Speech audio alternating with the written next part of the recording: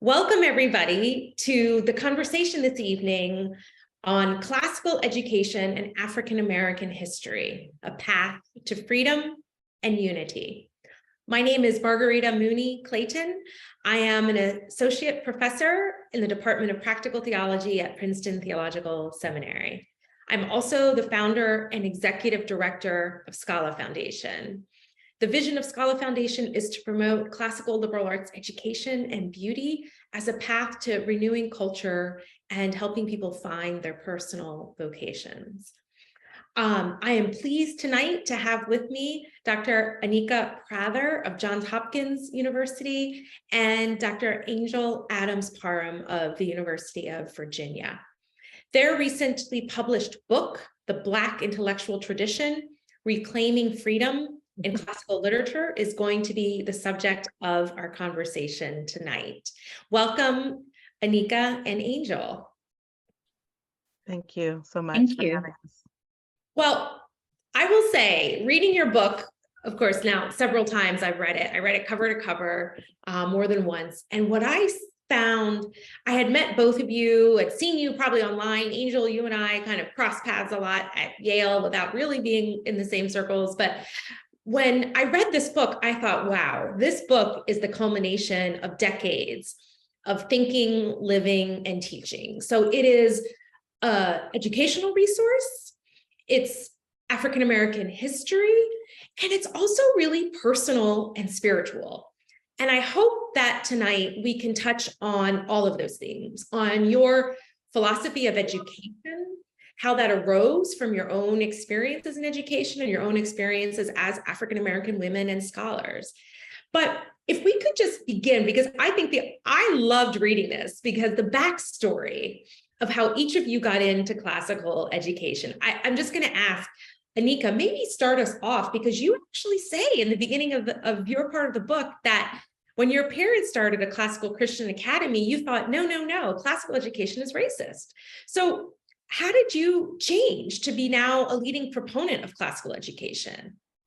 Probably the shift in my thinking, it was very gradual, but the real hard shift happened when their school closed down. So they opened it in 2000 and it lasted for 10 years. And when they opened it, I was finishing up one grad program, heading into another, and trying to decide what to do. Was I going to keep working in the public school system full time while I did my master's, or do something different? And my mom talked me into coming over to their school to teach music and drama, because that was my original goal, was to be a performing arts educator. And so I agreed to do that. Still hadn't bought into the vision, but I thought I could just kind of be free to teach kids the arts, which was a real passion of mine.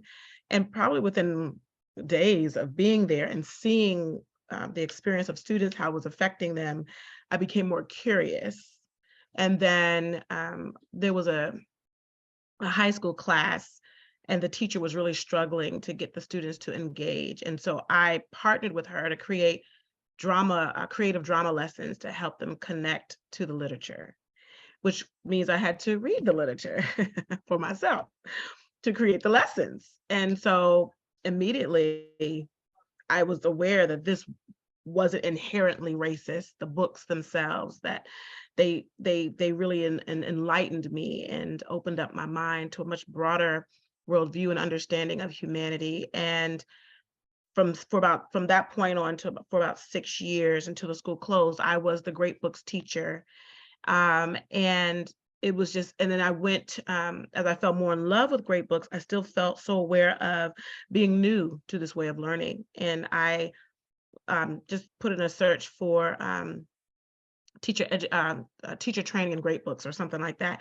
And I found St. John's College, and and it's still there. That's a commercial. They're not paying me to tell you this, but there's you can get your master's in liberal arts online, and they have fellowships for teachers, and they paid for my graduate degree. And it was the most wonderful experience, changed my life, just being able to engage. And that is when it really hit home for me, the power of that moment at St. John's. And so I would go to St. John's in the summers to work on my degree. And then whatever I learned over the summer, I would go back during the school year and teach it to the students. And I just being able to live it like that for 4 years, basically, learning about it in the summers, reading different texts from the Western canon, and then during the school year, teaching that to the students. And then my parents' school closed down, and I remember just crying. I felt like I didn't know where another school like this would exist, one that valued classical education, but also valued the Black experience. So the curriculum was very much infused with a knowledge and understanding of Black history, married to the classical tradition. And then as I began to really lead the great books, we learned about Du Bois and Frederick Douglass and how the classical tradition was just a part of Black history. And then as the school closed, it was really hard to get people to buy into bringing the classical tradition into a predominantly Black neighborhood. And so it closed down, and I remember feeling a sense of hopelessness. I was preparing to have my own children, and I didn't have children at the time, and feeling like, where will my kids get this kind of education? How will that happen? And so through that journey, I developed this real love for the classical tradition as I began to look more and more at how it is an integral part of Black history. My love for it grew even more. That is a great story, that you went from teaching music and performing arts in your parents' classical school to having to then figure out the connection between the music you loved and the literature they were teaching, and then realizing that this group of literature, this works, wasn't only not racist, it had actually been, I think, as you explained so powerfully in your book, had been a fundamental part of how African Americans arose from slavery.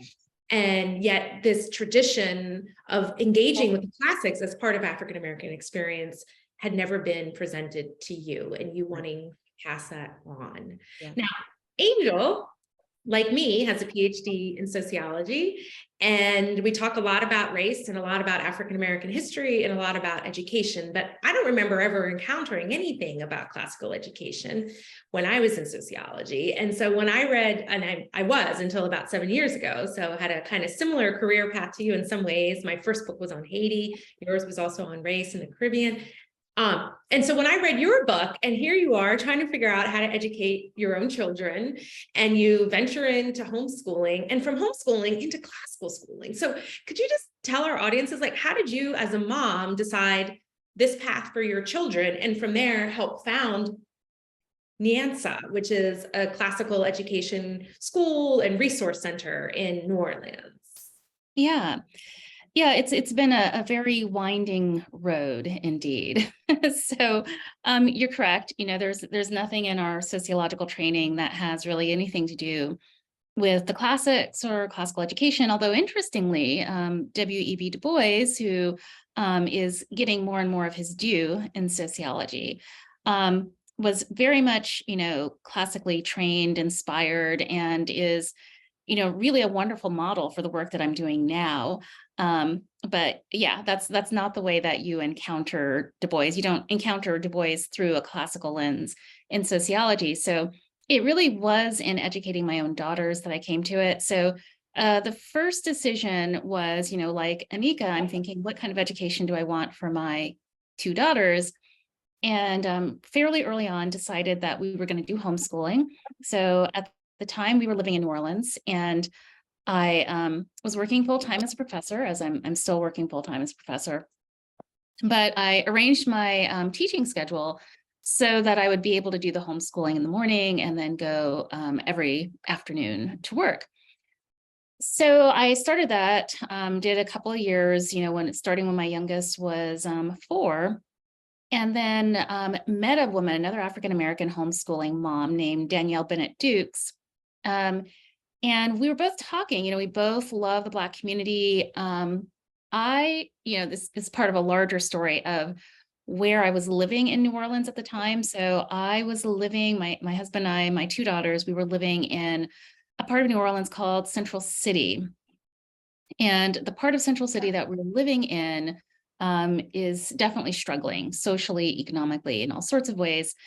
Post-Katrina, the church that we were going to, the pastor of the church, well, not the pastor, but the city gave the church several plots of land to kind of help redevelop the city. And so the pastor came to us and said, we would love for your family to build in this area. Now, this is right post-Katrina. It's an area that's flooded. I mean, 80% of the city flooded, kind of desolate looking, known to have a lot of issues, and so I really had to pray about it. So we decided to go ahead. This was a church that was, for those who are familiar with Christian Community Development Association, it had that kind of affiliation. And so that's, our church was very active in those circles. And so they helped us build, and the church was just down the street. And there was a house across from us, also built at the same time from our church. And on the next block, there were a couple of houses owned by the church. So this was the context in which I was homeschooling my daughters, that we were living, that we were working with our church, which was intentionally across race and across class. So a very hard combination to kind of keep together, but it meant that I was really immersed in this community, and my neighbors knew that I was educating my daughters, knew I was an educator, and they were really struggling. They were struggling. They would pull me aside and say, my son or daughter, like, I'm sending them to school and I'm just not really seeing the fruit, like, do you have some resources that could be helpful? So I was talking to my friend Danielle, who's also homeschooling, and we said, we get to read all this great literature. Now, both of us were very much approaching classical education in a kind of as a conversation, with many diverse cultures, especially African and African-American culture. So the beauty of the homeschooling was that we weren't hemmed in by any one particular approach to classical education. So the way I entered into it was that I was able to choose the text and put them in conversation with each other. So we said, we want this for a larger group. We're also, like Anika, very convinced that this is the education for our community. And early on, I started doing the research and also found, hey, especially with Du Bois, this is how folks were educated, because until the end of the 19th century, that was education for the most part. If you were getting an education, particularly a higher education, you were getting what we now call a classical education. That all changed toward the end of the 19th century. And there was a huge debate, between Booker T. Washington and W.E.B. Du Bois over this, but it was not unusual, to have African Americans be educated in the classics. And of course, it's not like they were just passively accepting everything they were being taught. They were creatively weaving together their own history and culture with these classics that they were learning about. So it's always been a very kind of creative process. So anyway, that's, kind of a long way of saying how I got into this. It was a combination of my daughter's education, my friendship with Danielle, and being immersed in this community that was really struggling. That's great, Angel. I didn't realize the connection to the Christian Community Development Association, which some of my students here at Princeton Theological Seminary have talked about. That really does this kind of community building, hands-on development work in a holistic sense: economic, cultural, religious, educational. So that's wonderful to see that your school and your community from its origin was part of this larger community. Yes. So what you have done in this book, I think, as I said, in my introduction, what the two of you have done, I think, is an amazing resource for anybody who cares about classical education, regardless of how their demographics are, because what you're trying to do, and really the central claim of your book, is that any education that's committed to truth and goodness and beauty can only engage that commitment if it engages with the Black intellectual tradition. So I want us to spend a few minutes talking about some of these figures that you write about in your book. You already mentioned Du Bois, you talk about Phyllis Wheatley, Frederick Douglass, Toni Morrison, Anna Julia Cooper, Martin Luther King. And I wondered if maybe we could start, perhaps, since you mentioned, I think you just mentioned Frederick Douglass, Angel, maybe could you tell us a little bit about how you teach Frederick Douglass in this way that you were just saying, right? Frederick Douglass as an African-American man, but also engaging with the classical literature that he had studied. How do you teach that? What does that curriculum look like? What does that conversation look like? What does this look like for students? Sure.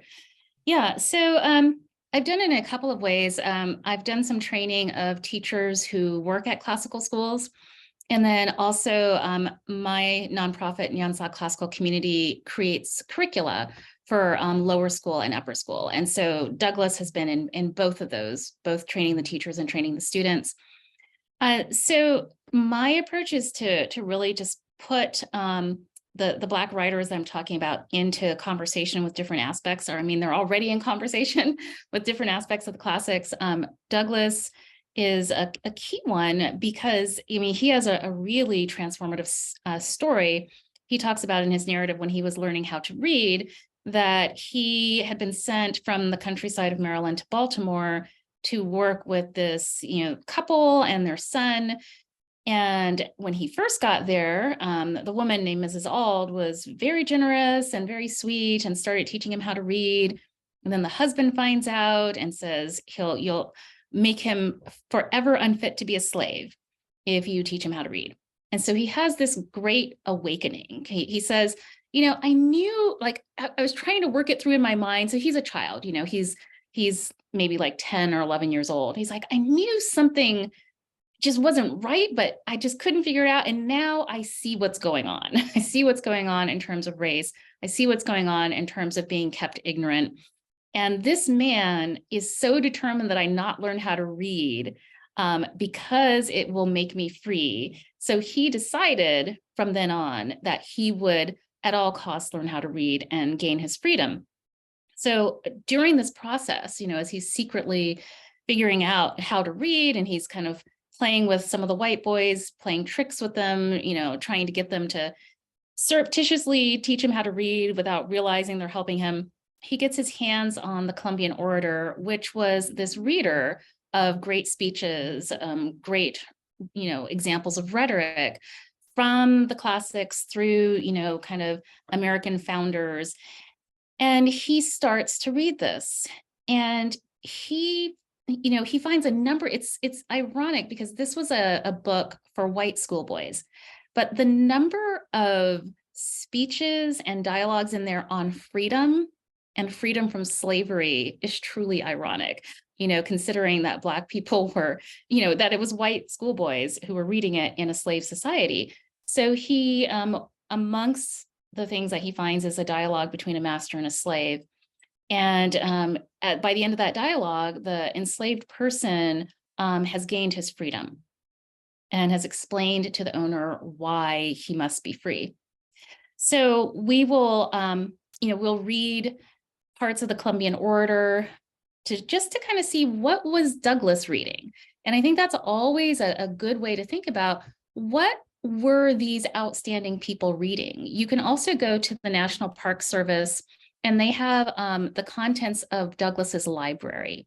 And when you go through this multi-page document and see all that he was reading, he's got things in there from different languages he's studying on, African history, church history, African-American history, various kinds of classics, theology, just really, really deep and broad reading. You can get an education just by going through his library and reading what shaped him. So the approach that I take, I think is very similar to what Anika does too, is you're thinking about what were the texts that were shaping these great intellectuals. And some of them were these classic texts, and some of them were, African and African-American history and culture as well. And they were braiding those together. That's really great, Angel. I want to ask you on that. So, Frederick Douglass himself is engaging with these amazing books, these great texts. But when you're teaching him, you also said, actually, I think here talking about Du Bois, that there's a tendency sometimes in teaching history or national history to emphasize the good. And let's just leave out the bad, right? Let's not talk about all that past stuff, right? And what I would like you to hear us to tell us about, like, when you're teaching Frederick Douglass, a figure like that, who is dealing with the complexities of the African-American experience and the slave experience, how do you put him next to other works of American history that are also talking about culture, right? How do you put him then on the list of books to be read in the canon? And what does that conversation look like between Douglass and I saw Tocqueville for? Mm-hmm. Yeah, great question. So Douglass and Tocqueville, I think, are a great pairing. So Tocqueville's Democracy in America is the great text, right? So Tocqueville does that research in the 1830s, and Douglass gets his freedom later, but they're within a few decades of each other. But I think we often don't think of reading them together. I had been assigned Tocqueville several times over the course of my education in sociology. I, for whatever reason, cannot remember being assigned this huge middle part on the three races. There are certain parts that I think are often assigned, at least in the sociology classes I've looked at. His work on associations is a big one that is often, on individualism, kind of his comparison of the French Revolution and, kind of what's happening with democracy in America. So there are kind of key set points that are often taught. And I just could not remember this three races part of it being taught. And so in my classes, I'm really clear to do it because what's important about what Tocqueville pulls out there is he has all these things to say about American democracy and what he sees as being potentially promising and some cautionary aspects he has of it. But when he talks about the three races, and he has in mind white Americans, Native Americans, and Black Americans, this is where he starts to get very concerned. And he says, I'm not sure this thing's going to last if they are not able to come to terms with Native Americans and Black Americans. Like, how is this really going to work as a democracy? And he almost seems to be predicting the Civil War in a sense. Like if you kind of read between the lines, the concerns that he brings out, you see there. I think reading him together with Douglass, because Douglass is really wrestling with the foundations of the American project and to what extent it is viable. And you see this especially in Douglass's engagement with the US Constitution. So he had been very, very concerned. He was part of a group of abolitionists who wanted to scrap pretty much everything, including the Constitution, because the feeling was that the legitimation of slavery was baked into the Constitution.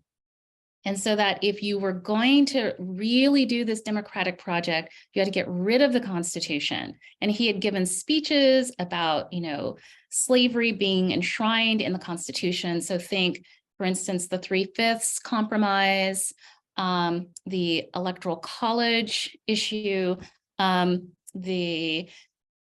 see, I'm forgetting the other piece. But there are several parts of it that he and others felt like really enshrine slavery, until he is having some conversations going back and forth in early 1850.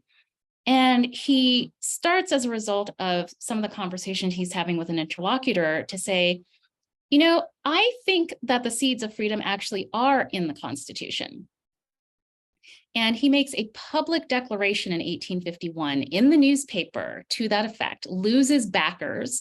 This cost him in terms of reputation, financial backing, but he was so clear. And so he says, the intent of the writers may not have been for our freedom, but we're not focusing on their intent. We're focusing on the words. We're focusing on where freedom is there. I will often, I will assign the various readings on his writing about the Constitution, and then also reading the parts of the Constitution in particular that he had issues with and that he then changed on.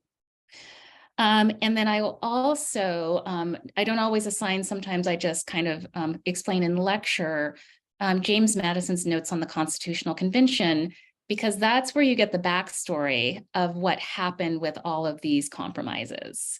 And so all of these struggles that are going on, Douglass is right there in the middle of it. We will also read the Dred Scott decision, the opinion of the Dred Scott decision, both the majority and the dissenting opinion, and then Douglass has his own speech on the Dred Scott decision. So it's that kind of thing is usually what I do. That was fantastic. I want to follow up on that, but also bring Anika into this conversation on the next question I'm going to ask you, which is what we were chatting about a little bit just before I opened up the conversation to everyone. When we begin to really delve into the history of African-American slavery and the fights that happened for freedom and the interpretations of the Constitution, people can often get uncomfortable because we're dealing with pieces of our past that have really harmed people, and it's not always clear how far have we come or not come since that very painful past. So I wondered if you could tell us a little bit more about this idea I found in your writing to be very attractive, that there is a way to engage in the study of American history, African-American history, through the lens of lament, but not necessarily scorn or resentment. Because when we start reading these debates about race and slavery and freedom for African Americans, we have to encounter truths that make us very uncomfortable about our own history. So again, if the two of you could talk to me a little bit about this process of teaching history and teaching the uncomfortable parts of history. And beyond that, the framework for dealing with that. What's the framework that's one of lament and acknowledgement, but not necessarily despair or scorn? Is that okay? Do you want to jump in, Anika? Okay. Oh no, I was telling my husband that. Sorry.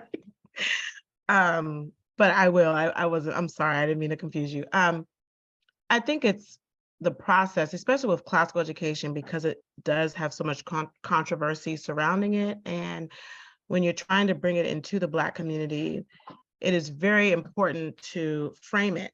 And then you don't want to frame classical education as this made us smarter, this made us stronger, so that we are fighting against all the time. Like trying to get those who come to this conversation away from this us against them mentality.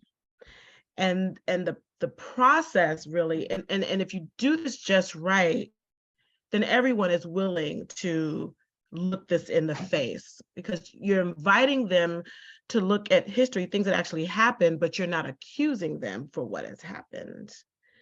Even though they should come to a place of feeling some sense of lament and a desire to make things right, but still not placing the burden on them. And since this is a school of theology, I'm going to use a scripture if you don't mind. I think my model is the verse that says, "There is therefore no condemnation for those in the Lord." And that's kind of my mentality, that if I'm inviting you to this great conversation, I'm not here to condemn you. We together are going on a journey to learn the truth of human history.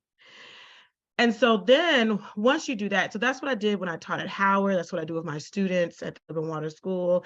And just anyone I'm talking to when I do teacher training, let's first change the framework. A lot of times when I do teacher training, people are ready for me to say, here are the books you should use and here are the lessons you should teach.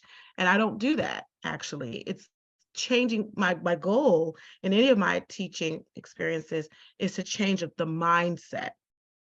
And then I kind of think of it like this, that it is all of us, Black or white, who believed in the American ideals against racism, as opposed to people against people. And so then once you frame that, you go on this journey to see the history of classical learning in the lives of humanity and how that type of education helped to fight that battle. And then it becomes a very a unified enjoyment. It becomes a process of creating community with people who may not look like you.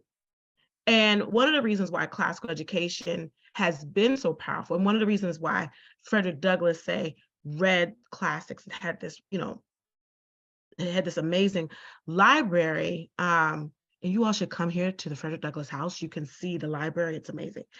But is because classical education was the only education there was. That was America's public schools. It wasn't necessarily, this is why Abraham Lincoln, who, even though he didn't have a formal education beyond, I guess, 3rd or 4th grade, read the canon, because this is all that they knew. This Frederick Douglass choosing the Columbian Orator was as a result of him seeing the children around him using this book in school. Well, where did this Columbian Orator come from? It is one of the early American school books. And if you look in the beginning of the Columbian Orator, it talks about an ancient educator named Quintilian. And Quintilian was the first one to create a textbook that explained how to teach children classically in ancient Rome. It's called, I'm not a Latinist, but Institutio Oratorio is how I think is how it's pronounced. And this book teaches you how to teach children classically from infancy to be good statesmen and women. And his Quintilian's inspiration, one of those was Cicero, how Cicero used his education and his gift for oratory to save Rome from being overthrown by conspirators. And so he felt that instead of the fist or the sword, that we use this classical education and we use our words. And so we see that a lot of the founding fathers had a very similar education, which is how they were able to be these great statesmen, even though they owned slaves, and I'm not forgetting that. And so I'm just giving you a little background. And so Frederick Douglass and Phyllis Wheatley, you see this from Phyllis Wheatley all the way up to Frederick Douglass, they're seeing this philosophy of education that's all around them, that has had a history of changing society for the good and holding leaders accountable when they go off the rails. And so Frederick Douglass understood this. So when he read the Columbian Orator for himself, he understood, I can be this powerful. When he read that dialogue, a dialogue between a master and his slave, and he saw that gift of logic and rhetoric and oration being used by a slave to talk his way into freedom, Douglass realized that I can do the same thing, just like other statesmen have done the same thing. And I'm going to use this gift to convince others to set people free. And so then from that, he develops a relationship with William Lloyd. Was it William Lloyd Garrison? I always mix them up. Thank you. William Lloyd Garrison, Abraham Lincoln, all of these people who believed in the power of this type of reading and thinking and engagement in the great conversation. Frederick Douglass invited himself to that. And so when we couch it in that framework and we kind of show, Jessica Hooten Wilson has a book cover that shows Frederick Douglass, Abraham Lincoln, like all of these different ethnicities around a table. And one of her books she came out with, I think last year. And that's kind of the image that you have, is that you're inviting everyone to this table who wants to stand for truth, goodness, and beauty. And when you're inviting everyone to that conversation, then it doesn't so much feel like it's us against them.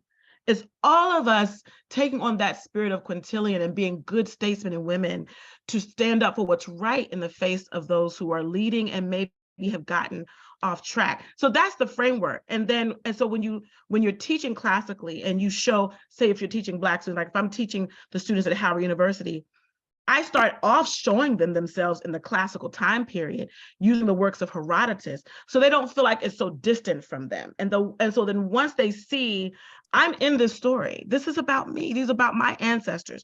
We go from looking at the ancient African civilizations that are talked about in ancient classic texts, but then we go then to the Black liberators in America who were inspired by reading these texts. So then at that point, they can say, no matter what they're reading, this is for me, this is about me, this is for my people, this is a part of my story. And then if I go and I teach that same class at the University of Maryland, which I've also done, if I teach that same class, I'm not teaching it as if I'm saying, this is what white people did to Black people. I'm saying, hey, join this conversation that me and Howard University students have had, this great conversation where we're standing for truth, goodness, and beauty and justice for all people. And so that is the framework that you kind of have to work hard to create. All right, I want to hear from Angel on this too, but what I hear you saying that I think is really important. So we're trying to get out of the framework of us versus them, inviting people into this conversation, a great debate between these thinkers. But, and Angel, you and I were talking about this before we went live.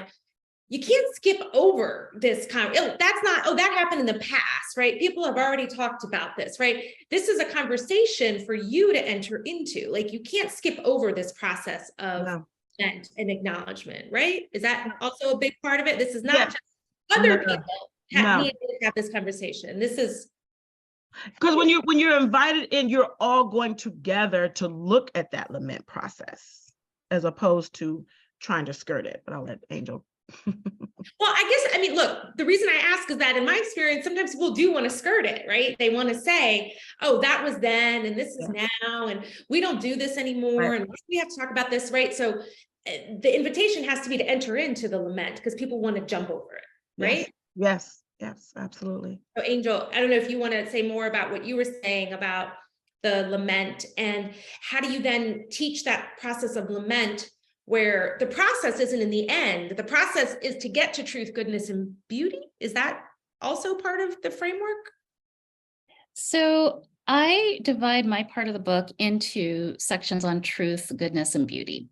So it's 3 sections, right? And I started it with truth.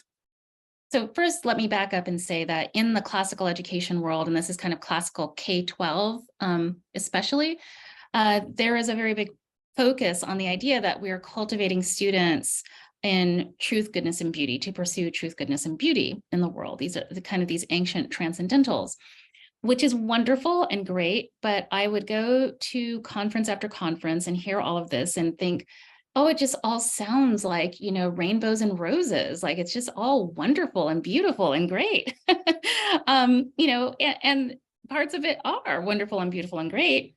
But I said, what about what the families in my community are dealing with in New Orleans? This is a hard community.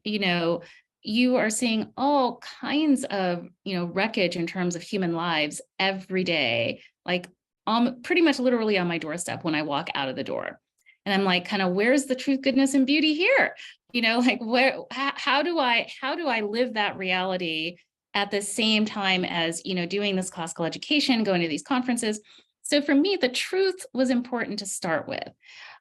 So it's not just truth in terms of intellectual truth, but it's truth in terms of who are we really, right? And dealing with that difficult history is part of the truth. And if you are going to skip over that, you are not telling the truth. And so that's why I talk about this importance of entering into this process of lament.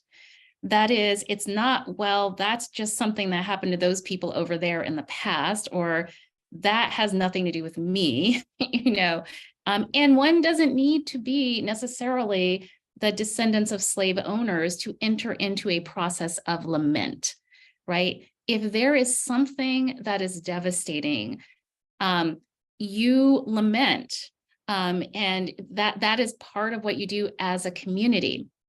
So for me, lament was important for that truth chapter. And here I like to draw also on Toni Morrison, who is the subject of chapter 3 on beauty. I don't talk about her novel Beloved. I focus on Song of Solomon. But in Beloved, she has this concept called rememory.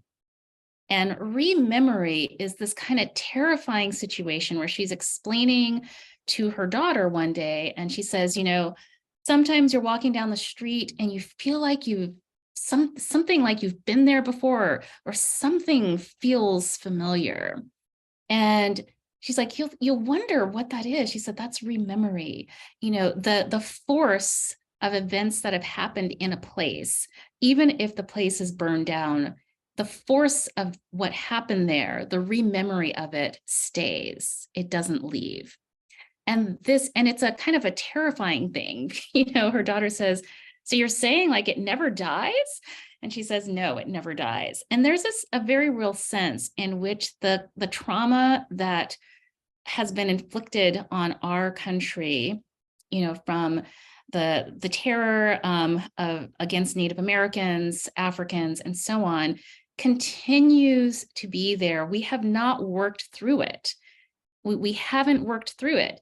And this is where I find Morrison's concept of rememory to be helpful. So periodically you get these flare-ups, you think, where did that come from? I thought we were done. I thought we had moved on. I thought, we had done, whatever we needed to do. What I think we really need are practices that help us to work through difficult past. And here's where I think being believers is incredibly important, because you can work through that past in different ways. You can work through it in ways that, create continual bitterness and anger and a desire to kind of just burn everything down. That's one way of working through the past. It's not the one that I would recommend. There are other ways of working through it by, I think, when I work with teachers, one of the things that I really stress is from very young, through literature, teaching young people to really kind of understand different perspectives in history. So very simple things, like I love Little House on the Prairie. I read it voraciously as a child. I read it for years with my own daughters. But there are definite things in there with the relationship between Ma and Pa and Native Americans that are very problematic from the standpoint of the Native Americans, right? So I will take time to have conversations with my daughters when they were very young, like 4 or 5. Well, how do you think the Native Americans felt about this? What's going on here? And I assigned, Louise Erdrich has a children's book called The Birch Bark House, written from the perspective of a Native American child while Europeans are coming onto the land. So again, more reading and dialogue, so that in an age-appropriate way, there is a way to have those conversations. What I have found too often is a concern of, well, we don't want to get into things that are going to be complicated or that might bring up bad feelings. But I think there are ways to do it in an age-appropriate way where you are not, you're allowing young people to get a practice of having those conversations. And I think bringing in the aspect of faith. And then the other thing about the Black intellectual tradition, our Black writers, artists, and so on, we have been through some of the most horrifying things in history.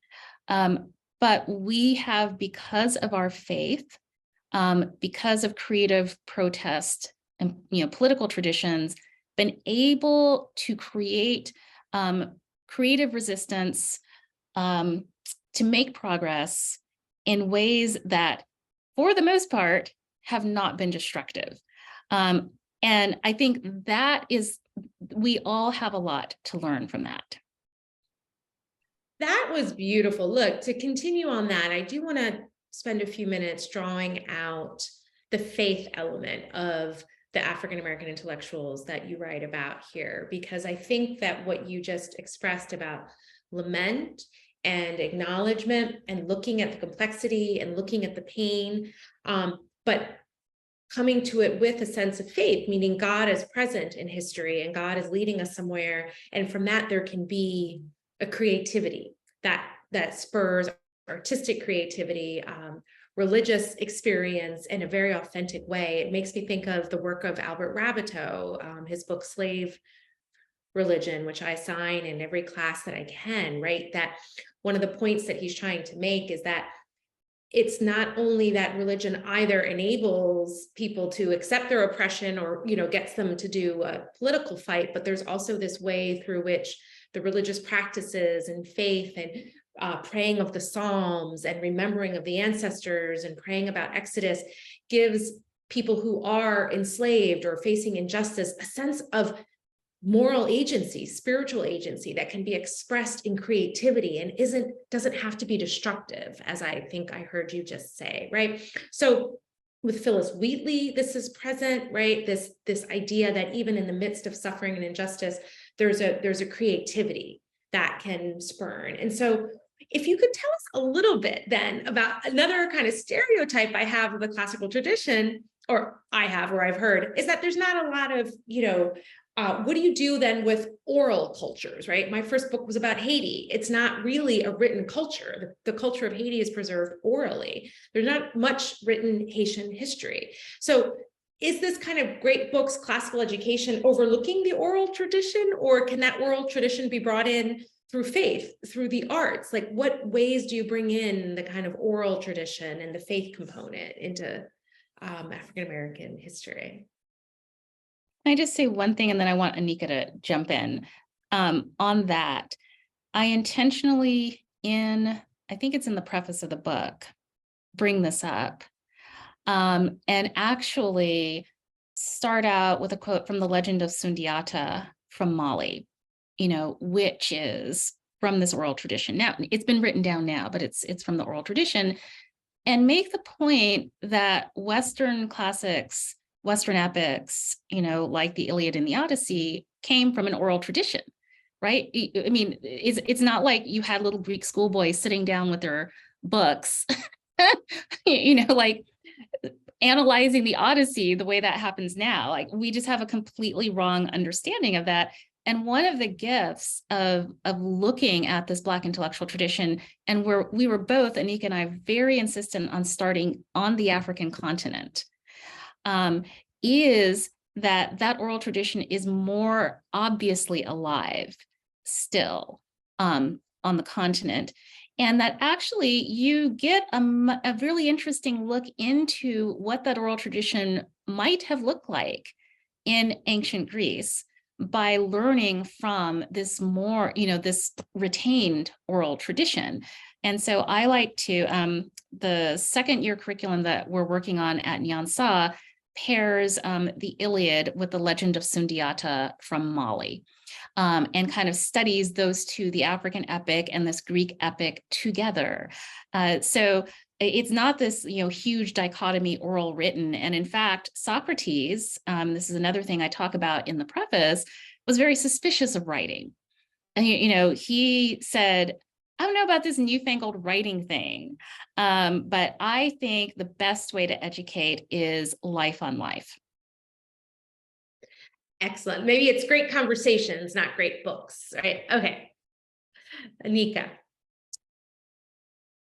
I think Angel did a great job answering.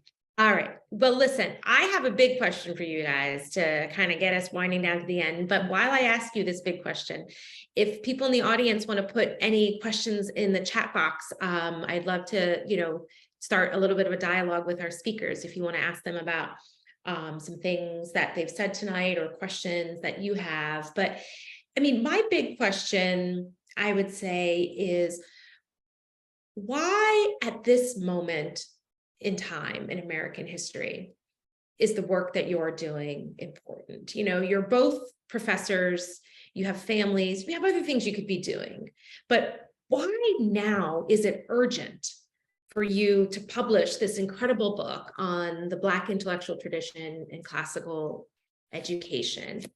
I have a sense that we're in a time where a lot of parents are just simply asking these fundamental questions, like, my kids are coming home from school literate, like, what's happening?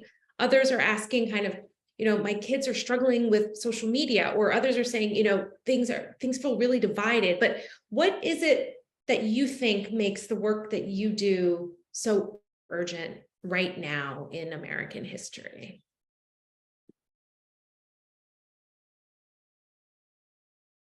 Is that for Angel or either of you, or both? It goes back to what I was saying earlier about the importance of enlisting something that draws people together. And I think historically we can see that the classical tradition is something that is common to so many of us, almost all of us across the globe. You can find the classical tradition in Japan. You can find it in India when you look at the life of Gandhi. I've even discovered it in Brazil. I found it in Hawaii. And of course, in the African-American community, you just seem to find it everywhere. It has influenced thought and activism across the globe. And so I think when you use something that definitely everyone has in common in the midst of the dissension, in the midst of all of the pain of the past that is flowed into the present. There's this little, like, I think of a kind of an allegory or analogy, I say. The second Jungle Book by Rudyard Kipling has this section called The Watering Hole, where there's a rule in the jungle that predator and prey, when they come to the watering hole, cannot attack one another, because water is something that they all have in common.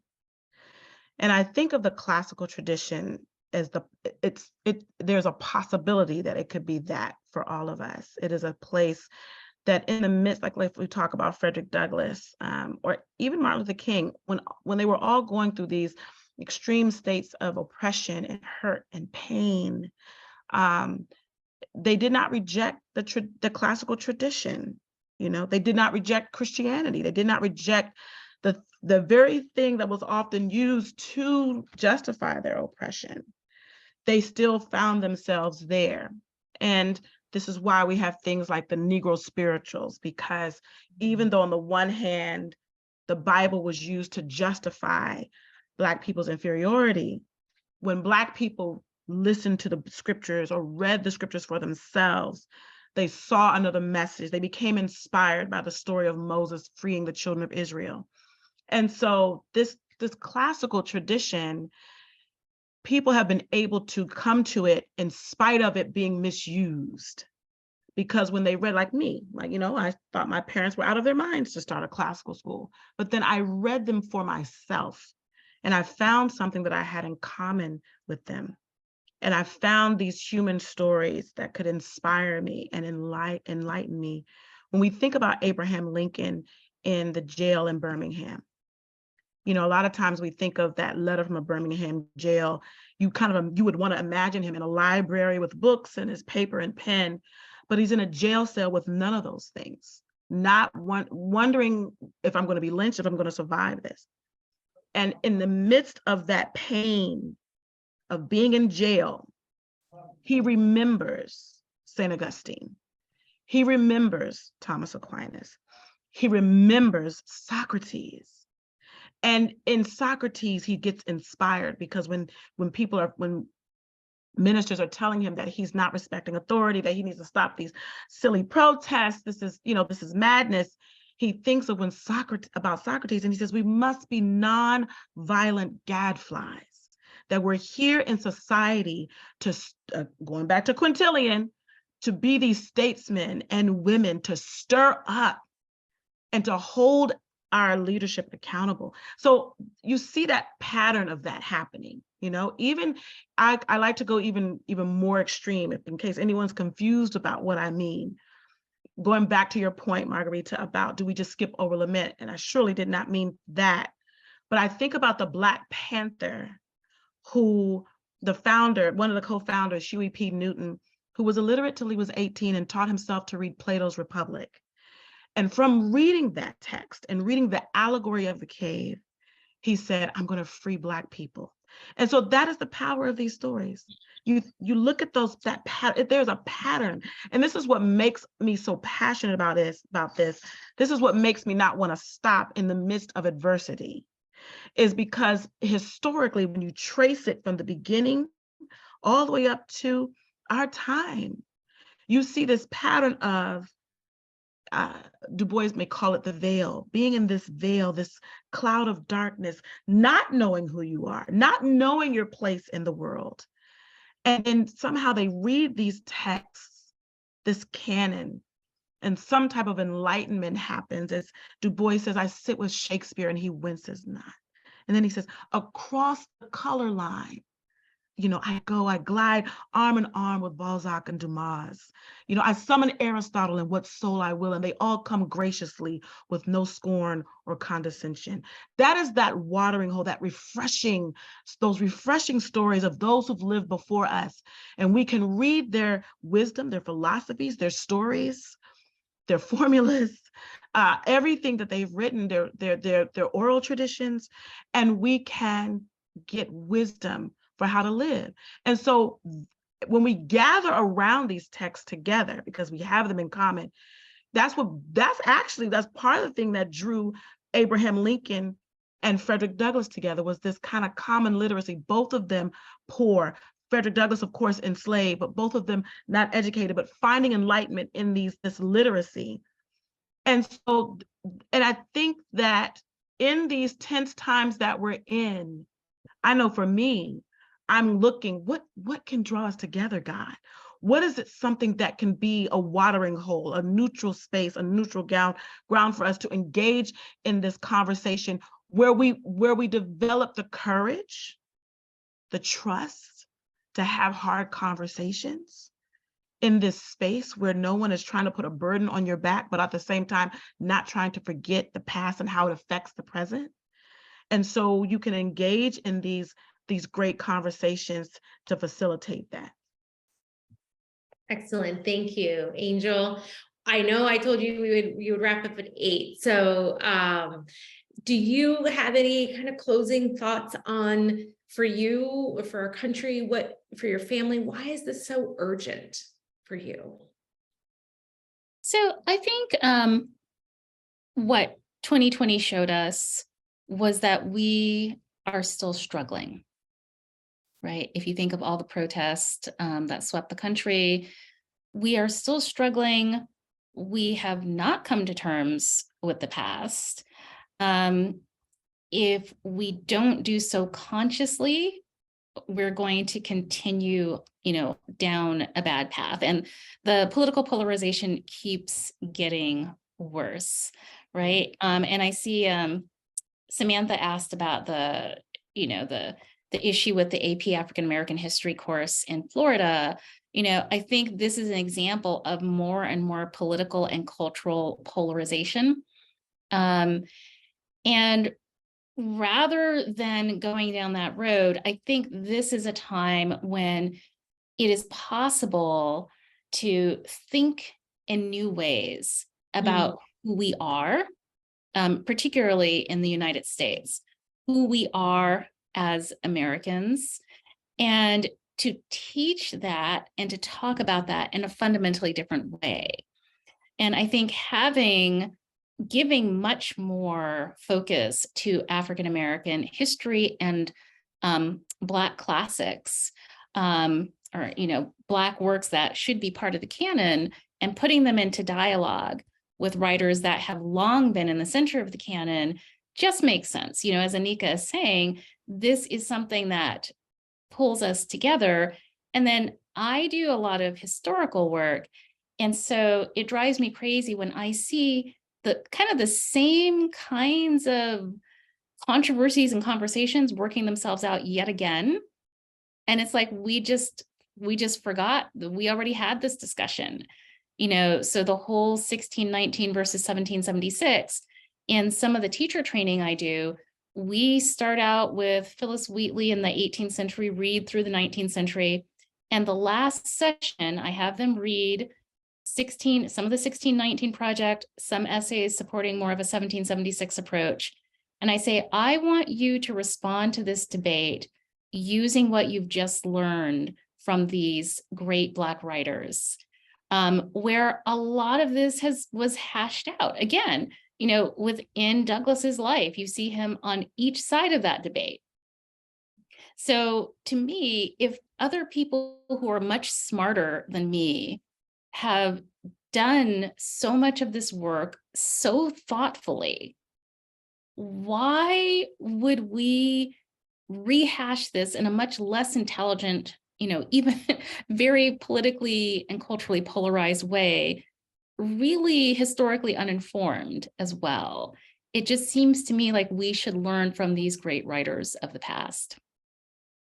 Well, fantastic. Thank you. I will just close by saying that part of the reason I think what you're doing is so urgent. One of the writers who I like to teach on education is Luigi Giussani, and he wrote on education in Italy at the time in the 1960s, when there was a lot of protests and a lot of violence in Italy, and a lot of people were rejecting tradition and rejecting what had come before them.